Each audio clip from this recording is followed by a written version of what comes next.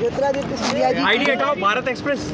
माता जी राजमाता जी के लिए कि यहाँ पर श्रद्धांजलि अर्पित करने के लिए आई और ज्योतिरादित्य जी को उनको बताने के लिए आई कि मैं उनको माँ का अभाव कभी खलने नहीं दूँगी।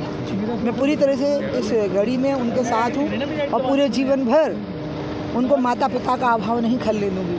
मैं ज्योतिरादित्य जी में बहुत बड़ा भविष्य देखती हूँ और उनको अमित शाह जी ने बहुत अच्छा किया कि उनको भारतीय जनता पार्टी में ले आए।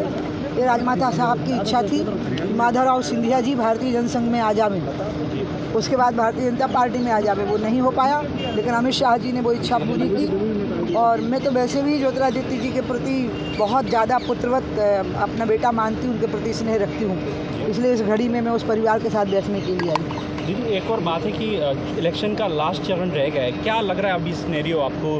क्योंकि राहुल गांधी, अखिलेश यादव, ये प्रियंका गांधी, अरविंद केजरीवाल भी मोर्चा खोले हुए हैं, लगातार दावे कर रहे हैं। इन्होंने उन मुद्दों को उठाया ही नहीं है जिन पर मोदी खड़े हैं। ये मोदी विरोधी एकता है, ये मोदी की विचार विरोधी एकता नहीं है।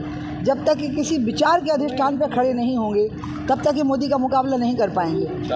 और इसलिए मुझे तो लगता है कि इस चुनाव में विपक्ष का सुपड़ा पूरी तरह से साफ हो जाएगा और विपक्ष की सीटें और कांग्रेस की सीटें पहले से भी कम हो जाएंगी और मोदी 400 पार नहीं 500 पार होंगे। राहुल गांधी का कहना है कि 22 जो परिवार हैं अडानी अंबानी से केवल उन्हीं को लाभ पहुँचाया है।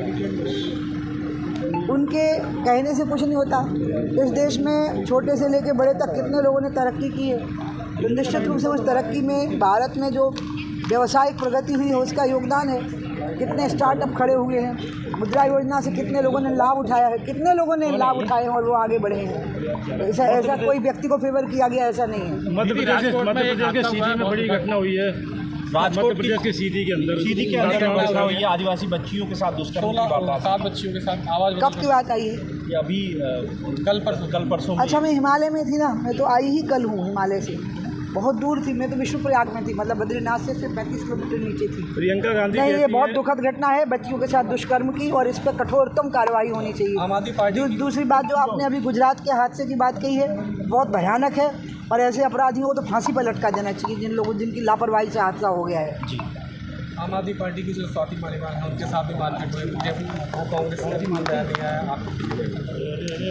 भारतीय जनता पार्टी ने शुरू से ही इस बात की निंदा की है। हमारे यहाँ महिलाओं का बहुत सम्मान होता है। आम आदमी पार्टी में ये पहली बार नहीं हुआ है। उन्होंने चीफ सेक्रेटरी को भी घर में बुला करके पूछा था और इसलिए ये लोग जिस प्रकार से असभ्यता का बर्ताव करते हैं उसके कारण इनको कहीं अब कोई जगह नहीं मिलने वाली है। थोड़े समय के लिए इनका उदय हुआ था, अब ये समाप्त हो गए। राहुल गांधी ने ट्वीट करके कहा है कि प्रधानमंत्री की गरिमा गिर रही है, अब 400 पार की बात नहीं करते हैं। प्रधानमंत्री के प्रति उनके मन में ईर्ष्या है। ईर्ष्या और द्वेष के आधार पर आप कोई भी राजनीतिक समूह का गठन करोगे वो नष्ट हो जाएगा, भस्मीभूत हो जाता है। इंडिया गठबंधन तो ये भी कह रहा है कि इस बार प्रधानमंत्री मोदी नहीं बनेंगे। उनके कहने से क्या हो जाता है? आप देश की जनता से तो पूछिए। मैं जब हिमालय में गई हूँ तो पूरे देश के लोग रास्तों में मुझे मिले हैं और सबके मन में मोदी के अलावा कुछ है ही नहीं। मुझे तो लग रहा है कि एक बड़ा रिकॉर्ड बनने वाला है विश्व का कि इतना प्रचंड बहुमत भी किसी एक नेता को मिल सकता है।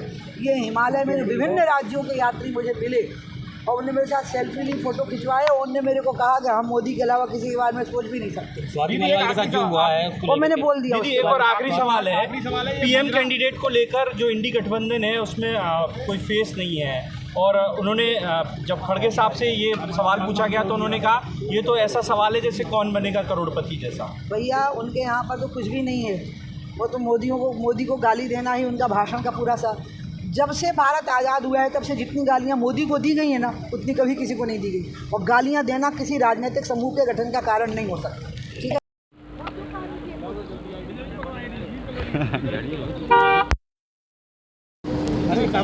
हाँ ये कौन ले लो? दीदी जी प्रणाम।